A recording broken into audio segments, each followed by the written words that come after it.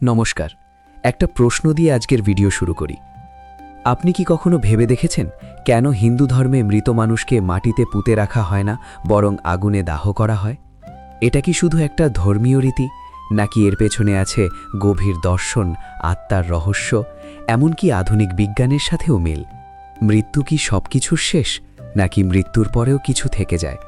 আজকের এই ভিডিওতে আমরা জানব হিন্দু ধর্মে মৃতদেহ দাহ করার প্রকৃত কারণ, যা হয়তো আপনি কখনো গভীরভাবে শোনেননি। এই ভিডিওটি শেষ পর্যন্ত দেখুন, কারণ শেষের অংশে এমন একটি সত্য আছে যা আপনার মৃত্যু ভয়কে বদলে দিতে পারে। আর যদি আপনি এই ধরনের ধর্মীয় দর্শন, জীবন মৃত্যুর গভীর সত্য ও শাস্ত্রভিত্তিক ব্যাখ্যা জানতে ভালোবাসেন, তাহলে এখনই আমাদের চ্যানেলটি সাবস্ক্রাইব করুন এবং পাশে থাকা বেল আইকনটি চাপুন, যাতে এমন মূল্যবান ভিডিও আর কখনো মিস না করেন। চলুন শুরু করি আজকের মূল আলোচনা। মৃত্যু মানে কি শেষ? হিন্দু ধর্ম বলে ন জায়তে ম্রিয়তে বা কদাচিৎ, ভগবদ্গীতা। আত্মা কখনো জন্মায় না, আত্মা কখনো মরে না। যা মরে তা শুধুই শরীর। এই শরীর মাটি, জল, আগুন, বায়ু ও আকাশ, এই পাঁচটি মহাভূত দিয়ে গঠিত। আর মৃত্যুর পর এই পাঁচটি উপাদানকে আবার প্রকৃতির কাছেই ফিরিয়ে দেওয়াই হিন্দু ধর্মের মূল দর্শন। দাহ নয়, এটি মুক্তির পথ। দাহ মানে শুধু শরীর পোড়ানো নয়, দাহ মানে শরীরের সাথে আত্মার সমস্ত বন্ধন ছিন্ন করা, আত্মাকে মুক্ত করে দেওয়া। হিন্দু ধর্মে বিশ্বাস করা হয় যতক্ষণ দেহ অক্ষত থাকে, আত্মার মোহ ততদিন রয়ে যায়। আগুন এই মোহকে ভেঙে দেয়। এই কারণেই বলা হয় অগ্নি সাক্ষী। আগুন শুধু ধ্বংস করে না, আগুন শুদ্ধ করে। শাস্ত্র কি বলে? বরুর পুরাণ অনুযায়ী গরুর পুরাণে বলা হয়েছে মৃত্যুর পর আত্মা প্রথম 13 দিন নিজের শরীরের চারপাশেই ঘোরে। যদি দেহ দাহ না করা হয়, আত্মা বুঝতে পারে না সে আর শরীর নয়। ফলে আত্মা আটকে যায় ভূত আত্মা, প্রেতাত্মার অবস্থায়। দাহ আত্মাকে বলে দেয় তোমার এই শরীর শেষ, এখন তোমার যাত্রা অন্যদিকে। কেন সমাধি নয়? অনেকে প্রশ্ন করে হিন্দু ধর্মে তো কিছু মানুষকে সমাধি দেওয়া হয়, কেন?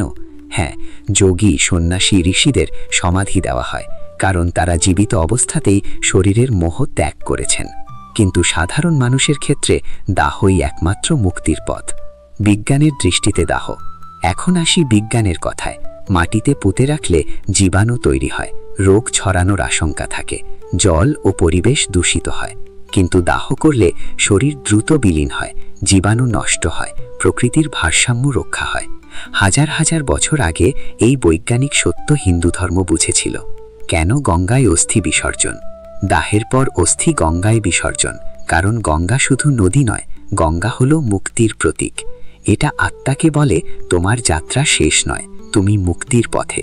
মৃত্যুর শিক্ষা। এই পুরো প্রথা আমাদের একটা বড় শিক্ষা দেয়। এই শরীর স্থায়ী নয়, অহংকার অর্থহীন, যা কিছু আছে সব ক্ষণস্থায়ী। আজ আপনি সুন্দর, শক্তিশালী, আগামীকাল কিছুই নয়।